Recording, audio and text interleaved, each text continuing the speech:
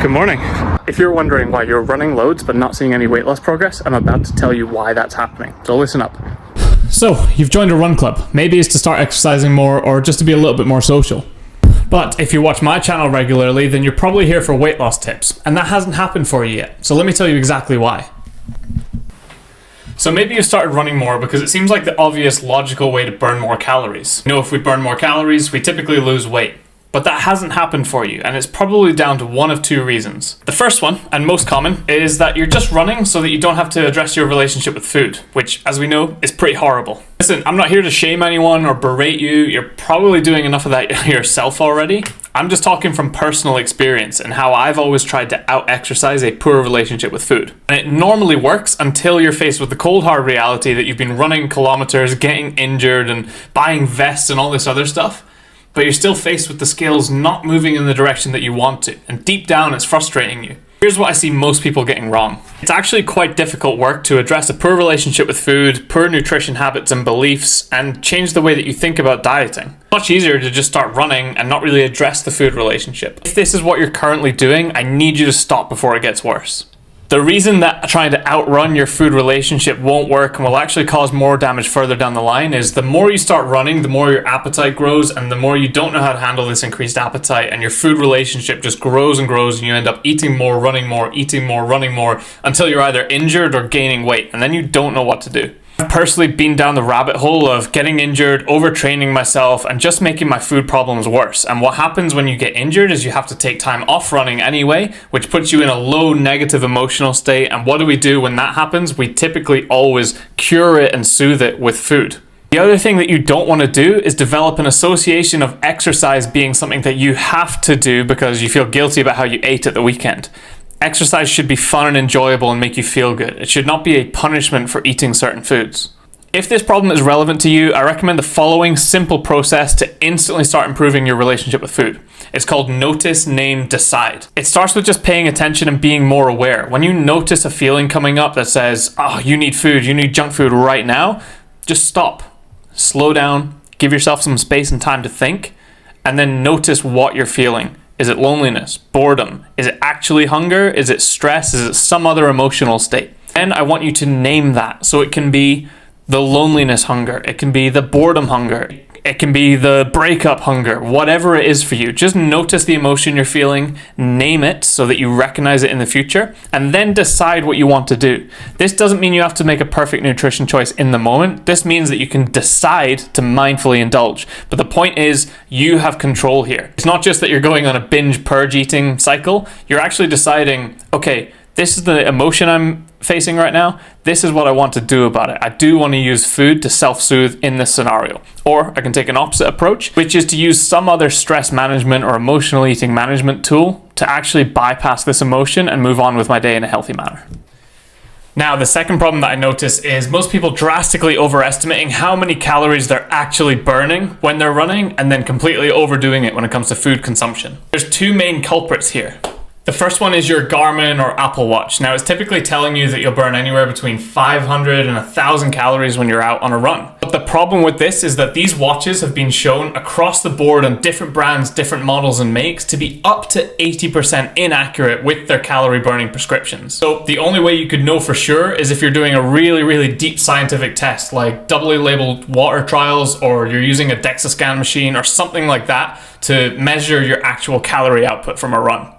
So if that's you and you've been running loads, looking at your Garmin watch, adding it to MyFitnessPal and thinking, why are my calories not quite adding up here? It could be because it's making a gross miscalculation with how many calories you're actually burning. So just keep that in mind and consider that you don't have to add the calories from your exercise onto your calorie total from the day. Just use that calorie number that you burned during exercise to create that little deficit for you and stick to the number that you were already on for calories at the start of the day. Oh, an easy way for you to work this, let's say that your number for losing weight is 2,000 calories. That's how many you need to eat in a day to start losing weight or be in a calorie deficit. And you go for a run and your watch tells you that you burned 500 calories. Instead of adding that to your food consumption for the day, just stick to your 2,000 number and let the 500 calories that you burned create that deficit for you. The second reason behind this calorie burned consumption problem is metabolic compensation. Now, if you've read this book, Burn by Herman Ponter, you'll know exactly what I'm talking about here. But unfortunately, as the book title suggests, this is a very misunderstood part of metabolism. Metabolic compensation is as follows. What most people assume is if 2,000 calories is their number for losing weight and they burn 500 calories through exercise, then they get an extra 500 calories of food to eat that day. Now that would make sense, right? But again, if you're watching this video, you know that that's not quite working for you at the moment. So what is the problem? The reality of metabolism is more along the lines of starting your day with $2,000 in your bank account. Now, if you spend or burn 500 of those dollars, you don't have $2,500. You're left with $1,500. And you have to use that to regulate your hormones, protect your immune system, cognitive function, recovery, all that kind of stuff. Like that money or that calorie budget is already going towards different processes throughout your body, never mind losing weight and digesting food. So the mistake that most people make is thinking that calories burned adds on to your calorie total through the day, when in actual fact, it just removes an amount for exercise that you already had in a very small budget. You don't get more calories by burning them off during exercise. You actually have less of a budget to work on the rest of the day. This is actually why you get sick when you overtrain. Your body has been expending those calories so much in the pursuit of exercise that it basically doesn't have enough left to repair your immune system and protect you from illness. So what can we actually do about this? Well, here's exactly what we do inside Virtue Health to help our clients lose weight whilst having great energy and maintaining their performance in the gym. We use a combination of high and low calorie days. Now we essentially find your maintenance number, so the number of calories you need to maintain your current body weight, and then we take a deficit of about 5 to 10%. We'll use the 10%, the more aggressive deficit, on rest days, days where you're in the gym but you're not performance focused, and then we'll use the higher calorie days where you're doing a little bit more output, or you've got a social occasion, or you're eating out and you just need that little bit more flexibility. You just need those few more calories to fuel your recovery, fuel your performance in the gym, or just be a little bit more flexible with your diet. That's perfectly okay. Now, like I said earlier in the video, when you have these high and low days, you don't need to add your calories burned from exercise onto your calorie budget. You just stick with a high day when you're exercising and a low day when you're doing a bit less in the gym.